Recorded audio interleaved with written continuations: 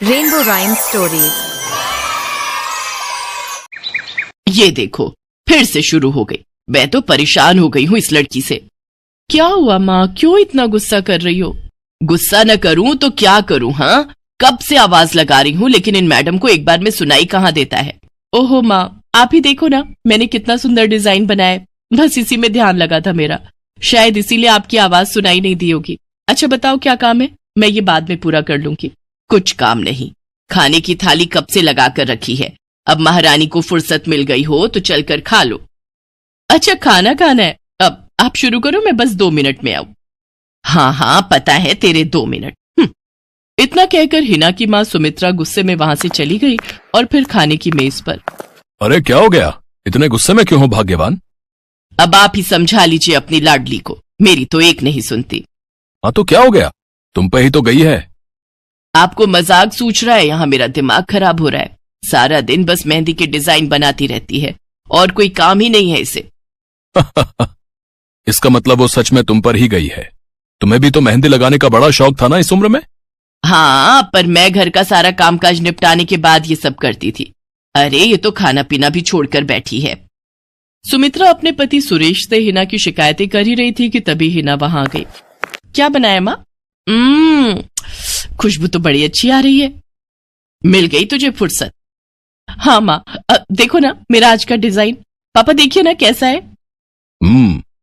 सच में डिजाइन तो वाकई बढ़िया बनाया है लाडो।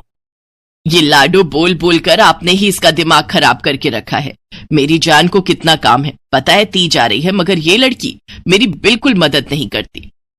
ओहो, आज सिर्फ खरी खोटी ही सुनाओगी या कुछ खाना भी मिलेगा भाग्यवान? सुरेश की बात सुनकर सुमित्रा की हंसी निकल गई और उसे हंसता देख सभी लोग हंसने लगे। हिना अपने माता पिता की अकेली संतान थी। हिना को बचपन से ही मेहंदी के नए नए डिजाइन बनाने का बड़ा शौक था। वो कागज पर रोज कुछ न कुछ नया बनाने की कोशिश करती और फिर उसे अपने या अपनी माँ के हाथों पर लगाती। हिना के कॉलेज की पढ़ाई भी अब पूरी हो गई थी, तो अब उसके लिए रिश्ते आने भी शुरू हो गए थे। अरे सुमित्रा कहाँ हो, जल्दी आओ। क्या हुआ जी? जरा इस फोटो को तो देखो, कैसा है लड़का? दिखने में तो बहुत ही बढ़िया है। हाँ, वो कानपुर वाले फूफा जी है ना, उन्होंने बताया इस लड़के के बारे में। अपनी हिना के लिए कैसा रहेगा? लड़का काम क्या करता है और परिवार में कौन कौन है?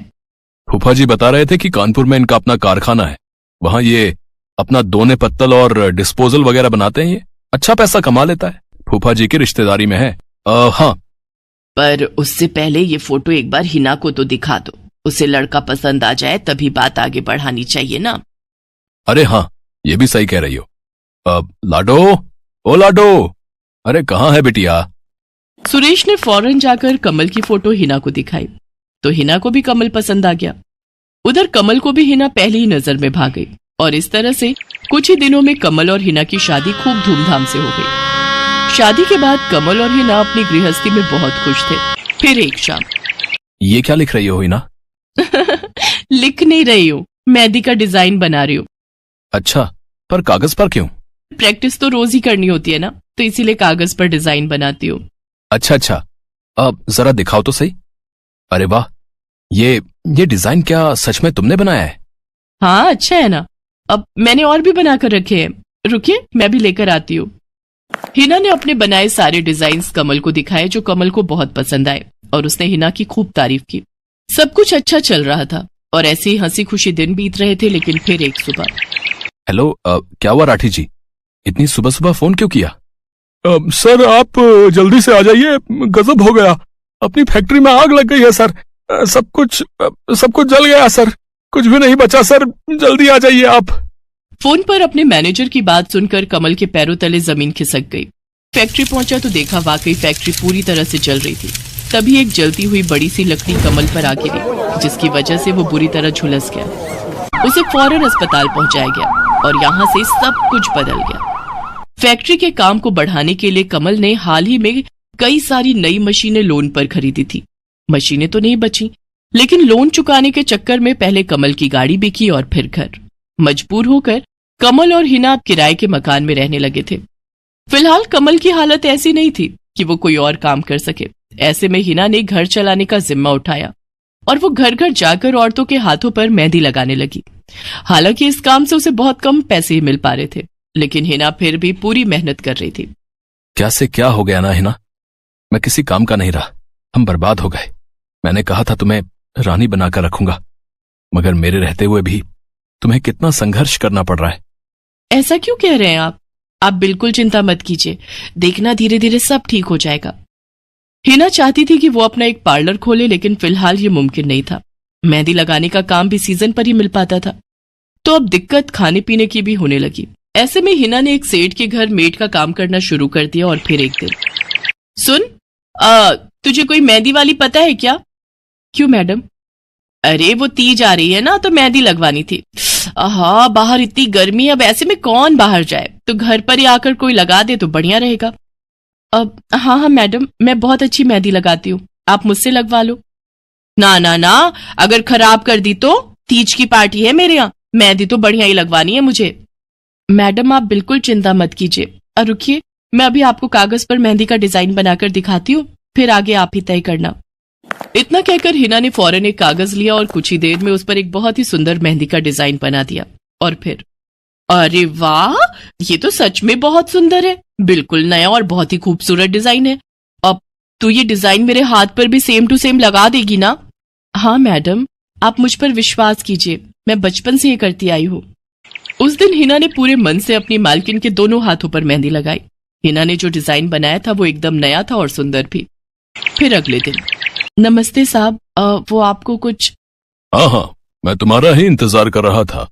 ये कल शिवानी के हाथों पर तुम ही ने मेहंदी लगाई थी ना? जी साहब, मैंने ही लगाई थी। अब कोई गलती हो गई क्या मुझसे? नहीं, ऐसी कोई बात नहीं है, बस ये जानना था तुमसे कि मेहंदी का वो डिजाइन कहाँ से देखकर लगाया तुमने? कहीं से नहीं साहब, वो तो मैंने खुद से सोचा था, मैं कभी कहीं से देखकर डिजाइन नहीं बनाती। अच्छा, अगर ऐसा है तो जरा ये कागज और जरा इस पर एक मोर की थीम पर बेस्ड एक डिजाइन बनाकर दिखाओ, पर याद रहे डिजाइन बिल्कुल नया होना चाहिए। जी साहब, बस 2 मिनट दीजिए। हिना ने बस कुछ मिनटों के अंदर वो करके दिखा दिया, जिसे देखकर उसका मालिक साहिल मल्होत्रा हैरान रह गया। वाह, सच में कमाल है ये तो। अब तुमने डिजाइनिंग सीखी है क्या कहीं से? नहीं साहब, सीखी तो नहीं, लेकिन मुझे बचपन से ही शौक है मेहंदी लगाने का, तो बस इसीलिए। समझ गया। देखो हिना, तुम्हारा हुनर लाजवाब है और तुम्हें अपने इस हुनर को ऐसे बेकार नहीं जाने देना चाहिए। जी मतलब? तुम्हें पता है ना, मेरी फैक्ट्री में लेडीज कपड़ों के लिए कपड़ा बनता है, लेकिन काफी समय से मैं परेशान हूं, क्योंकि सूट साड़ियों वगैरह के लिए मेरे पास नए डिजाइन्स की कमी पड़ गई है। लेकिन अब लगता है ये कमी नहीं रहेगी। बोलो, बतौर डिजाइनर मेरे लिए काम करोगी तुम? जी साहब, बिल्कुल करूंगी। ये हिना के लिए सपने के सच होने जैसा था। अब वो काम वाली बाई से एक डिजाइनर बन गई। वो साहिल की फैक्ट्री में बनने वाले कपड़ों के लिए हर रोज नए नए डिजाइन्स बनाने लगी, और इसके बाद साहिल के फैक्ट्री में बनने वाले कपड़े की डिमांड काफी बढ़ गई, और इसके चलते हिना को भी उसके काम की बढ़िया सैलरी मिलने लगी। हिना अब अपनी कमाई से न सिर्फ अपना घर खर्च चलाने लगी, बल्कि उसने शहर के बढ़िया डॉक्टर से कमल का इलाज भी कराया, जिससे कमल बहुत जल्दी ठीक हो गया और उसने भी काम करना शुरू कर दिया। पर इस सब में पूरा 1 साल बीत गया और एक बार फिर से तीज का त्योहार आया। देखिए तो कैसी लग रही हूं मैं?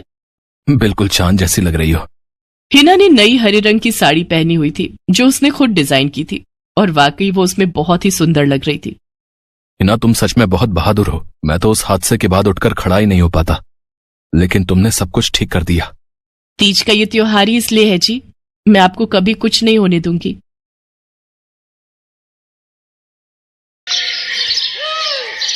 मीरा, ओ मीरा, चल तो जल्दी से आटा गूंथ दे, मैं फटाफट रोटियां सेक दूंगी। नहीं माँ, मैं नहीं गूंथ पाऊंगी, मैंने मेहंदी लगा ली है हाथ पर। क्या? सुबह सुबह तू फिर मेहंदी लगाकर बैठ गई? बड़ी मक्कार है सच में, काम में मदद ना करनी पड़े इसलिए जब देखो मेहंदी लगाकर बैठ जाती है। चल जल्दी से हाथ धोकर आ मेरे पास, मुझे काम पर जाने के लिए देर हो रही है। माँ बस आज कर लो ना, देखो ना मैंने कितनी मेहनत से कितना सुंदर डिजाइन बनाया है।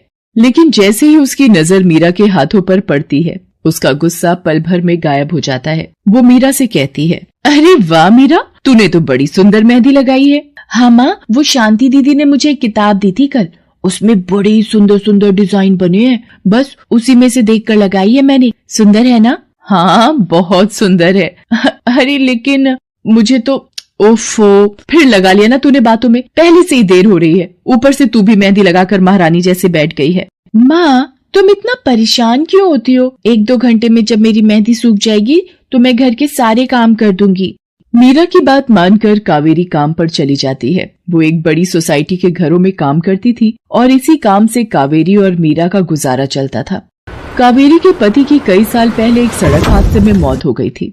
तब से कावेरी पर ही सारी जिम्मेदारी थी। मीरा भी घर के कामों में उसका पूरा हाथ बटाती थी। मीरा को मेहंदी लगाना बहुत पसंद था। उसने अपने घर के पीछे मेहंदी के कई सारे पौधे लगा रखे थे, जिनका वो बहुत ख्याल रखती थी। वो अपने हाथों से मेहंदी के पत्तों को पीसकर अपने हाथों में लगाने के लिए तैयार करती थी। फिर एक दिन, मीरा, हमें इस जगह पर थोड़ी मोड़ी खेती कर लेनी चाहिए। ये मेहंदी के पौधों से कुछ कमाई थोड़ी ही हो रही है, खेती कर लेंगे तो कुछ पैसे ही बन जाएंगे।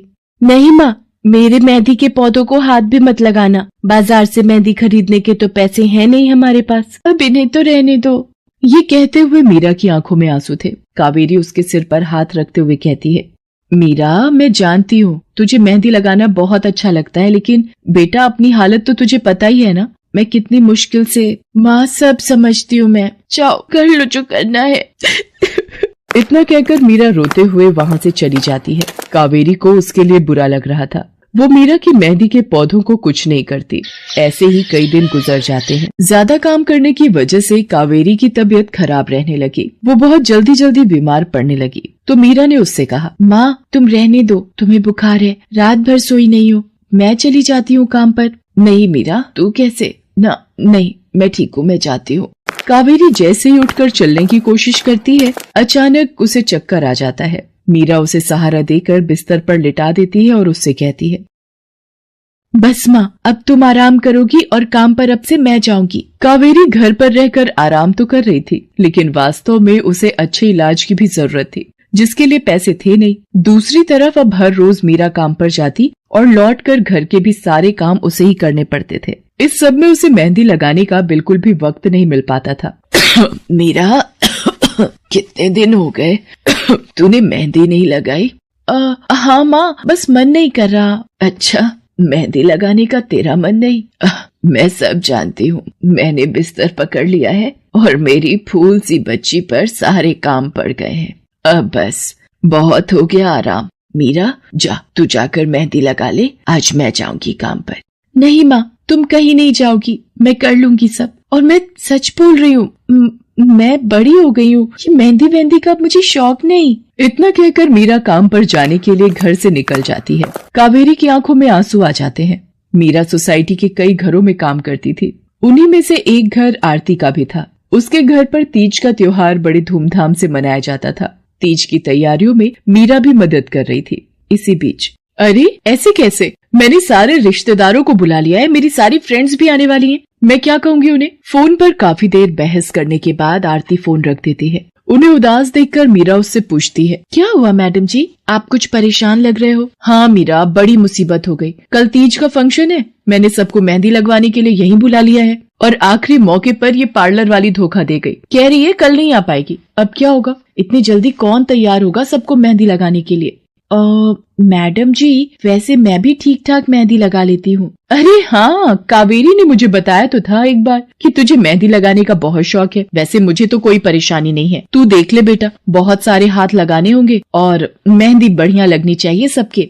आप बिल्कुल चिंता मत करिए मैडम जी, मैं सब अच्छे से करूँगी। बहुत दिनों बाद मीरा के चेहरे पर खुशी थी। उसने घर पहुंचते ही मेहंदी के खूब सारे पत्ते तोड़कर पत्थर पर पीसना शुरू कर दिया। ये देखकर कावेरी ने मीरा से कहा, अरे मीरा, शाम हो गई है, अब मेहंदी मत लगा, मौसम भी ठंडा है बेटा। ये मेहंदी मैं अपने लिए नहीं पीस रही माँ, वो 5वें फ्लोर वाली मैडम जी है ना, कल उनके यहाँ लगानी है। अच्छा बेटा, पर ध्यान से बेटा, वो बड़े लोग हैं, कोई गलती ना हो जाए। माँ, तुम बिल्कुल चिंता मत करो, मेहंदी लगाने में मुझसे कभी कोई गलती हो ही नहीं सकती। मीरा खूब सारी मेहंदी तैयार करके अगले दिन आरती के घर पहुंच जाती है। वो अपनी मेहंदी को कोन में भरने लगती है कि तभी आरती की एक फ्रेंड आरती से, आरती, ये किसे बुला लिया तुमने? मैंने जिस पार्लर का नंबर दिया था तुम्हें, उससे बात नहीं हुई क्या? हुई तो थी, लेकिन उसने आखिरी वक्त पर मना कर दिया। तुम बिल्कुल चिंता मत करो, ये मीरा है, मेरी हाउसमेड है ना कावेरी, ये उसी की बेटी है, बहुत अच्छी मेहंदी लगाती है ये। ओफो आरती, तुम भी ना, पार्लर की बात अलग होती है, उन लोगों का मटेरियल ब्रांडेड होता है, मेहंदी के रचने की गारंटी मिलती है वहां से, और इसकी मेहंदी तो मुझे कुछ समझ नहीं आ रही, इस पर तो कोई लेबल तक नहीं है, अगर कुछ गलत रिएक्शन हो गया हाथों पर तो। आप बिल्कुल चिंता मत कीजिए मैडम जी, ये मेहंदी मैंने खुद पीस कर तैयार की है, मेरे पास बहुत सारे मेहंदी के पौधे हैं, इसमें कुछ भी ऐसा नहीं है जो आपके हाथों को नुकसान दे। ना भाई ना, सॉरी आरती, बट मैं अपने हाथों को लेकर कोई रिस्क नहीं ले सकती, तुम सब लगवाओ, मैं तो पार्लर जाकर ही लगवाऊंगी। इतना कहकर आरती की दोस्त शालिनी वहां से चली जाती है। आरती मीरा को इशारा देकर काम शुरू करने को कहती है।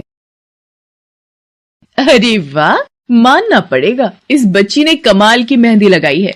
मुझे तो नहीं लगता कि इस मेहंदी का वैसा रंग आएगा जैसा पार्लर वाली मेहंदी का आता है। अब बस भी करो शालिनी, मेहंदी कैसी रचेगी ये कल तक पता चल ही जाएगा ना, बच्ची है वो, उसे इस तरह डराओ तो मत। अरे मुझे क्या, मेरे हाथ कौन सा खराब होने वाले हैं, तुम ही लोग लगवाओ और तुम ही भुगतना। शालिनी गुस्से में वहां से चली जाती है। उसे पूरा यकीन था कि मीरा की मेहंदी रचेगी नहीं, साथ ही हाथों पर उसका गलत रिएक्शन भी हो सकता है, लेकिन जो हुआ वो इससे बिल्कुल अलग था। अगले दिन मीरा के घर पर। अरे मैडम जी, आप यहाँ, आपने तो आज काम पर आने के लिए मना किया था ना, मैं इसीलिए नहीं आई। हाँ, कल तुम कितना थक गई थी, इसीलिए मैंने आने को मना किया। मैं यहाँ तुम्हें काम पर बुलाने नहीं बल्कि किसी और काम से आई हूँ, अंदर नहीं बुलाओगी? अरे माफ कीजिएगा मैडम जी, आइए अंदर आइए। आरती को देखकर कावेरी भी बिस्तर से उठकर खड़ी हो जाती है। आरती के साथ उसकी दोस्त शालिनी भी थी। मीरा उन दोनों को पानी देते हुए कहती है, ये लीजिए मैडम जी, मेहंदी तो ठीक से रची ना मैडम जी? ये तुम्हें मैं नहीं, शालिनी बताएगी। फिर शालिनी अपने हाथ मीरा की तरफ बढ़ा देती है। उसके हाथों पर कई जगह छाले पड़े हुए थे। ये देखकर मीरा उससे कहती है, अरे ये क्या हुआ मैडम जी? मैंने तुमसे मेहंदी नहीं लगवाई, उल्टा तुम्हारा अपमान करती रही, उसी की सजा मिली है मुझे। मैंने सबसे महंगे वाले पार्लर में जाकर मेहंदी लगवाई। मैंने उनसे जोर देकर कहा कि मेहंदी का रंग बहुत बढ़िया आना चाहिए। इस चक्कर में उन्होंने पता नहीं क्या क्या मिला दिया मेहंदी में, और मेरे हाथों का ये हाल हो गया। और दूसरी तरफ तुम्हारी मेहंदी, जिसने भी लगवाई उसके हाथों की रंगत ही अलग है। देखो आरती के हाथ देखो जरा। आरती ने अपने हाथ आगे बढ़ा दिए, जिन पर मीरा के हाथों से लगी मेहंदी का बहुत ही अच्छा रंग चढ़ा था। फिर आरती कावेरी के पास जाकर उससे बोली, बस कावेरी, ये झाड़ू पोछा और बर्तन बहुत करवा लिए तुमने मीरा से, ये अब वो करेगी जो इसे करना चाहिए। जी क्या मतलब मैडम जी? ये अब मेहंदी लगाएगी सबके हाथों पर। हमारी एक दोस्त का अपना ब्यूटी पार्लर है, उसे मीरा का काम और उसकी मेहंदी की क्वालिटी बहुत अच्छी लगी। वो मीरा को अपने यहाँ काम देना चाहती है, अच्छे पैसे भी देगी वो मीरा को, और तो और वहाँ रहकर मीरा पार्लर के दूसरे काम भी सीख पाएगी। आरती की बात सुनकर कावेरी की आंखों में आंसू आ जाते हैं। वो हाथ जोड़कर आरती का शुक्रिया अदा करती है। मीरा भी बहुत खुश थी। अब न सिर्फ वो अपना मेहंदी लगाने का शौक पूरा कर सकती थी, बल्कि अच्छे पैसे कमाकर अपनी माँ का इलाज भी करवा सकती थी। एक समय की बात है, केशवपुर नामक गांव में सरला नाम की एक बूढ़ी विधवा औरत अपने बेटा बहू के साथ रहती थी। सरला की बहू जया स्वभाव से बहुत बुरी थी। वो रोजाना सरला से बात बात पर लड़ती रहती थी। सरला का पति किशन शहर में मजदूरी करता था, इसलिए वो कभी कभी ही गांव आ पाता था। किशन शहर से घर खर्चे के लिए पैसे भेजता तो 2 लिफाफे भेजता, एक अपनी माँ के नाम और एक अपनी पत्नी के नाम। पर जया सरला के पैसे भी अपने पास ही रख लेती थी। ऐसे ही एक दिन, ये सरला देवी और जया जी के नाम के मनी ऑर्डर हैं। लाओ भैया, जल्दी से मुझे दे दो। ये सरला देवी के हस्ताक्षर करके ही उन्हें मिलेगा। माँ जी आराम कर रही हैं, लाओ मैं अंगूठा लगवा कर लाती हूँ। ए बुढ़िया, जल्दी से इस कागज पर अंगूठा लगा दे। भैया मनी ऑर्डर मुझे दे दो। जया सारे पैसे अपने पास रख लेती है और अपने और बेटे बिट्टू के लिए खाने पीने की चीजें खरीद लाती है। माँ बहुत भूख लगी है। ये देख, मैं तेरे लिए कितने सारे पकवान लाई हूँ, पूरी, छोले, समोसे, कचौड़ी। चल हम दोनों मिलकर खाते हैं, मजा आ जाएगा। जया बहू, बहुत भूख लगी है, सुबह से कुछ भी नहीं खाया है। अगर थोड़ा सा कुछ खाने को मिल जाता तो। पता नहीं इस बुढ़िया को कितनी भूख लगती है, जब देखो हम माँ बेटे के खाने पर नजर लगाती रहती है। ये ले पकड़, आधी कचौड़ी दे रही हूँ, अब रात तक कुछ खाने को नहीं मिलेगा। और तुझे तो मैंने बोला था कि कपड़े धो देना, तेरे से अभी तक कपड़े नहीं धुले। ये कचौड़ी खाकर चुपचाप सारे कपड़े धो देना, नहीं तो मुझसे बुरा कोई नहीं होगा। बेचारी सरला कचौड़ी का एक टुकड़ा खाकर भला क्या पेट भरती। वो फिर से दोबारा काम पर लग जाती है। एक दिन किशन शहर से वापस आने वाला था। जया को पता था कि जब किशन सरला से पूछेगा कि वो उसे पैसे बराबर भेजता है तो उसे मिलते हैं या नहीं।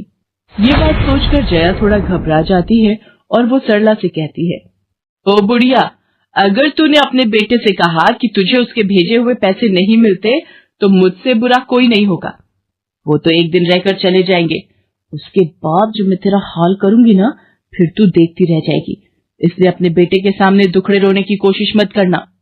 नहीं बहू, मैं किशन को कुछ नहीं कहूंगी। माँ, मैंने तुम्हें पैसे भेजे थे, वो तुम्हें मिल गए थे ना? अरे आप बिना कैसी बातें करते हो? माँ जी को मैं बराबर से पैसे देती रहती हूँ। माँ जी, ये लो गरम गरम पनीर के पकौड़े, आप भी खाओ। किशन 2 दिन रहकर शहर वापस चला जाता है। जया फिर से अपने रूप में आ जाती है। दिन भर सरला काम करके एक दिन चक्की से आटा पिसवा कर लौट रही थी कि अचानक उसे चक्कर आ जाते हैं। रिक्शा में जाती एक लड़की देख लेती है। भैया, इन्हें उठाने में मेरी मदद करो, बेचारी पता नहीं कौन है। सुमन, ये तेरे साथ कौन है? ये रास्ते में बेहोश हो गई थी, मैं इन्हें घर ले आई, लगता है इन्हें होश आ गया है। अब कैसा लग रहा है आपको? मैं ठीक हूँ बेटी, तुम्हारा बहुत बहुत शुक्रिया बेटी। माँ जी, आप इतनी भारी आटे की बोरी अकेले ही उठा कर ले जा रही थी, आपके बच्चे या कोई? सरला की आंखों में आंसू आ जाते हैं, वो रो पड़ती है। माँ जी, कोई परेशानी है तो आप हमसे कह सकते हो, मुझे लग रहा है आप बहुत परेशानी में हो। क्या करूं बेटी, मैं इस जीवन से हार गई हूँ। सरला के दुख का घड़ा फूट जाता है और वो सारा दुख सुमन और बाकी लड़कियों को बताती है। अब इस संसार में जीने की कोई इच्छा नहीं है मेरी। माँ जी, ऐसा मत सोचिए, आप जीवन से यूं निराश मत होइए। अब आप अपनी बहू के पास वापस मत जाना, आप यहाँ हमारे साथ रहो। बेटी, तुम बहुत अच्छी हो, भगवान तुम्हारा भला करे। तुम लोग यहाँ गांव में रहती हो क्या? जी माँ जी, हम मेहंदी वाली हैं। हम लोग मेहंदी लगाने का काम करती हैं और आसपास के गांव और शहरों में मेहंदी लगाने जाती हैं। क्या मैं भी ये काम सीख सकती हूँ? क्यों नहीं, बिल्कुल, और ये तो बहुत अच्छी बात है। हमारे ग्रुप में आप भी जुड़ जाओगे, मैं आपको मेहंदी लगाना सिखाऊंगी। सरला अब उन लड़कियों के साथ ही रहने लगी और कुछ ही समय में वो बहुत अच्छी मेहंदी लगाना सीख गई। इधर जया सरला के कुछ दिन तक वापस न आने से घबरा जाती है। ये बुढ़िया इतने दिनों से कहाँ गायब है, मुझे तो कोई खोज खबर नहीं है। बिट्टू के बापू ने हम सबको अचानक शहर बुलाया है, वहां जाकर अब यही बोलना पड़ेगा कि बुढ़िया की तबीयत खराब थी इसलिए नहीं ला सकी। जया बिट्टू को लेकर किशन के पास शहर पहुंचती है। क्या हुआ जया, माँ तुम्हारे साथ नहीं आई? वो माँ जी की तबीयत कुछ ठीक नहीं थी, इसलिए मैंने उन्हें बोला कि वो गांव में ही रहें। बेकार में सफर करती तो उनकी तबीयत और खराब हो जाती। पर तुमने मुझे अचानक क्यों शहर क्यों बुला लिया? अरे वो हमारे सेठ जी की लड़की की शादी है, इसलिए उन्होंने बोला कि कोई ऊपर के कामों के लिए मिल जाए। मैंने सोचा तुम्हें बुला लेता हूँ, और माँ भी थोड़े दिन के लिए मेरे पास रह लेगी। चलो कोई नहीं, मैं तुम्हें मालकिन से मिलवा देता हूँ। देखो किशन, शाम को मेहंदी का समारोह है तो काम अच्छे से निपटाने हैं। जितने भी मेहमान आएंगे उनके स्वागत में कोई कमी ना होने पाए। आप चिंता मत करो मालकिन, सब हो जाएगा। ये मेरी पत्नी है, मैंने इसे गांव से बुला लिया है, ये सब संभाल लेगी। जया मेहंदी समारोह की तैयारियों में काम करवाने लगती है। सब मेहमान आने लगते हैं। रिचा, मेहंदी वाली अभी तक नहीं आई, कितने बजे का टाइम दिया था? मम्मी, मेरी उनसे बात हो गई है, बस कुछ ही देर में आती होंगी। लो वो आ गई। माँ जी, ये यहाँ कैसे? मेहंदी वाली लड़कियों के साथ? माँ यहाँ? जया, तुम तो कह रही थी कि माँ बीमार है और गांव में है, पर माँ मेहंदी वाली लड़कियों के साथ क्या कर रही है? मुझे कुछ समझ नहीं आ रहा। मैं माँ के पास जा रहा हूँ। माँ, तुम यहाँ इन सबके साथ? किशन बेटा, आप मेरे साथ इधर आइए, मैं आपको सब बताती हूँ। ये लड़की इनको सब कुछ बता देगी। शायद आप नहीं जानते हैं, आपकी पत्नी ने आपकी माँ पर बहुत जुल्म किए हैं, इसीलिए ये बेचारी अपना घर छोड़कर हमारे साथ रहने को मजबूर थी। सुमन किशन को सारी सच्चाई बताती है। सरला की आंखों में आंसू आ जाते। किशन सबके साथ जब घर आ जाता है। जया, तुम्हें शर्म आनी चाहिए। तुमने मेरी माँ के साथ इतना बुरा व्यवहार किया। तुम्हारी वजह से मेरी माँ दर दर भटक रही है। अब तुम मेरे साथ एक पल भी नहीं रहोगी। बिट्टू को मैं पाल लूंगा। अभी के अभी अपने मायके निकल जाओ। ऐसा मत कहो, मैं आप लोगों के बिना कैसे रहूंगी। मुझे माफ कर दो, मुझे माफ कर दो, मेरे से गलती हो गई। माँ जी, मुझे माफ कर दो। किशन बेटा, मैं किसी से भी नाराज नहीं हूँ। जया बहू को माफ कर दे। गलती इंसान से ही होती है बेटा। मैंने जया बहू को माफ कर दिया। किशन जी, आप चिंता मत कीजिए, आपकी माँ जी अब हमारे साथ ही काम करेंगी। उस दिन के बाद जया ने अपना व्यवहार बदल लिया। सरला ने मेहंदी लगाना नहीं छोड़ा। वो अपनी मेहंदी लगाने के काम को करती रही। जया को अपनी गलती का एहसास हो गया था। अब वो भी सरला की बहुत देखभाल करती थी।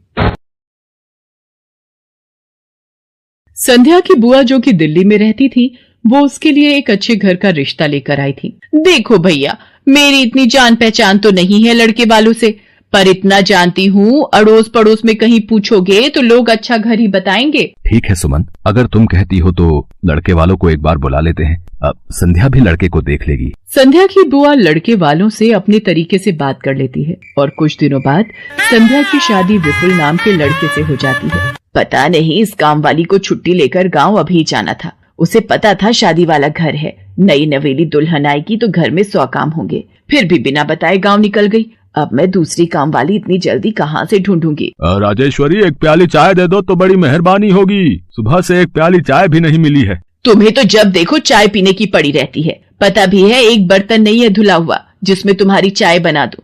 ढेरों बर्तन रसोई में पड़े हैं झूठे। माँ, मैं कॉलेज जा रही हूँ, तुम मुझे ये मत कहना कि मैं छुट्टी कर लूं और तुम्हारे साथ घर का काम करवाऊं। मेरा आज बहुत बड़ा प्रोजेक्ट सबमिट होना है, इसलिए मैं तो कोई काम नहीं कर सकती। ये लो, अब इसे भी अभी कॉलेज जाना था। अब मैं क्या करूं, कुछ समझ नहीं आ रहा। संध्या की सास राजेश्वरी अभी काम वाली को लेकर परेशान हो ही रही थी। तभी संध्या राजेश्वरी की सारी बातें सुन लेती है और रसोई में जाकर बर्तन धोने लगती है। अरे संध्या बहू, तुम ये रसोई में क्या कर रही हो? हटो हटो हटो, ये झूठे बर्तन तुमसे थोड़ी करवाऊंगी। अभी तुम्हारे हाथों की मेहंदी भी नहीं उतरी। माँ जी, आप परेशान मत हो, मैं थोड़ी देर में ही सारा काम निपटा दूंगी। आप अकेले इतना काम नहीं कर पाओगे। ठीक है, अगर तुम कहती हो तो मैं कोई और काम कर लेती हूँ। माँ, पड़ोस में किसी से पता करो, शायद कोई और काम वाली मिल जाए। मैंने पूछा था, पर अभी किसी भी काम वाली के पास समय नहीं है। पुलकित काम पर चला जाता है। संध्या सारे घर का काम करती है। अब तो रोजाना ही ऐसा होने लगा। काम वाली तो थी नहीं।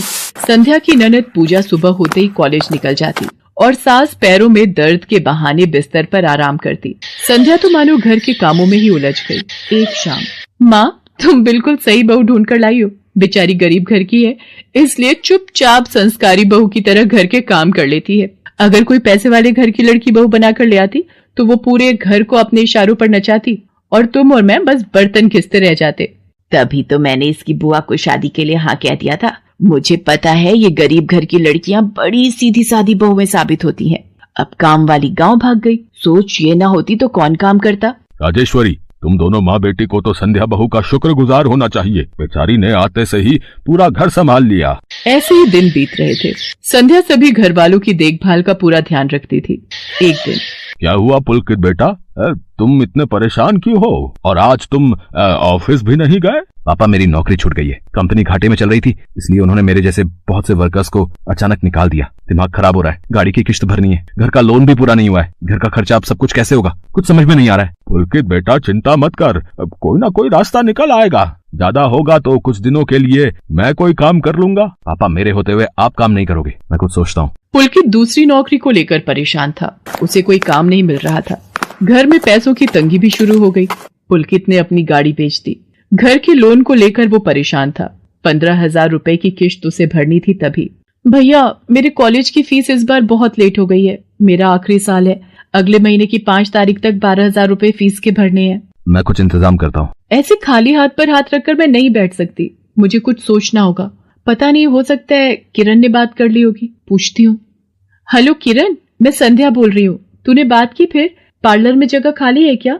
हाँ, मैंने बात कर ली है। 12,000 रुपए महीना देंगी रविता मैम। बोल, तू हाँ बोलती है तो मैं बात कर लेती हूँ। ठीक है, तू हाँ बोल दे, कम से कम कुछ तो पैसे आ जाएंगे। संध्या पुलकित से पार्लर में मेहंदी लगाने की नौकरी की बात करती है। पहले तो वो मना करता है, पर संध्या उसे समझाती है। पुलकित, मैं जानती हूँ आप परेशानी के दौर से गुजर रहे हो। मैंने आपसे शादी के बाद हर सुख दुख में साथ निभाने का वादा किया था, और आप परेशान मत हो, मैं घर और बाहर दोनों का काम एक साथ संभाल लूंगी। ठीक है संध्या, तुम कल से पार्लर में नौकरी के लिए जा सकती हो। अगले दिन से संध्या सारे घर के काम के साथ साथ पार्लर भी जाती और वहां पर पूरा दिन मेहंदी लगाने का काम करती और शाम के वक्त घर आती। संध्या बहुत मेहनत कर रही थी ताकि वो अपने परिवार की मदद कर सके। संध्या बहुत सुंदर मेहंदी लगाती थी। ये बात उसकी सास को तब पता चली जब उसने पार्लर में काम करना शुरू किया। संध्या को पार्लर में काम करते हुए 1 महीना बीत चुका था। पार्लर की मालकिन रविता भी संध्या के मेहंदी लगाने के काम को देखकर बहुत खुश थी। संध्या, तुम सचमुच बहुत मेहनती हो। पिछले 1 महीने में बहुत से क्लाइंट तुम्हारी तारीफ कर रहे हैं और अपनी फैमिली फ्रेंड्स की शादी या सगाई फंक्शन के लिए तुम्हें ही मेहंदी के लिए बुक करना चाहते हैं। और हाँ, ये तुम्हारी सैलरी 12,000 रुपए। बाकी ये तुमने ओवर टाइम भी शादी के सीजन में बहुत किया है, उसके 6,000 रुपए अलग से दे रही हूँ। थैंक यू मैम, आपने मेरे काम की इतनी तारीफ की। मैं तो बस भगवान की कृपा से मेहनत से करती हूँ। संध्या घर आ जाती है और 12,000 रुपए पूजा के हाथ में रखती है। पूजा, ये तुम्हारी कॉलेज की फीस के पैसे, तुम कल ही अपनी फीस जमा कर देना। भाभी, ये तो आपकी मेहनत की कमाई है, आप ये सारे पैसे मुझे दे रहे हो? नहीं नहीं भाभी। पूजा, तुम मुझे अपनी भाभी कहती हो ना, और भाभी तो माँ समान होती है, तो क्या तुम अपनी भाभी माँ के पैसे नहीं लोगी? तुम अपने भैया से भी तो लेती हो ना। फिर मेरे और अपने भैया में फर्क है, मैं भी तो इस घर का हिस्सा हूँ, इसलिए ये पैसे रख लो। मुझे माफ कर दो भाभी, मैंने ना जाने आपके बारे में क्या क्या गलत सोचा। पुलकित को भी दूसरी नौकरी मिल जाती है। अब संध्या और पुलकित दोनों मिलकर काम करते थे। राजेश्वरी और पूजा भी अब संध्या की घर के कामों में बहुत मदद करती थी। परिवार में खुशियां फिर से लौट आई थी।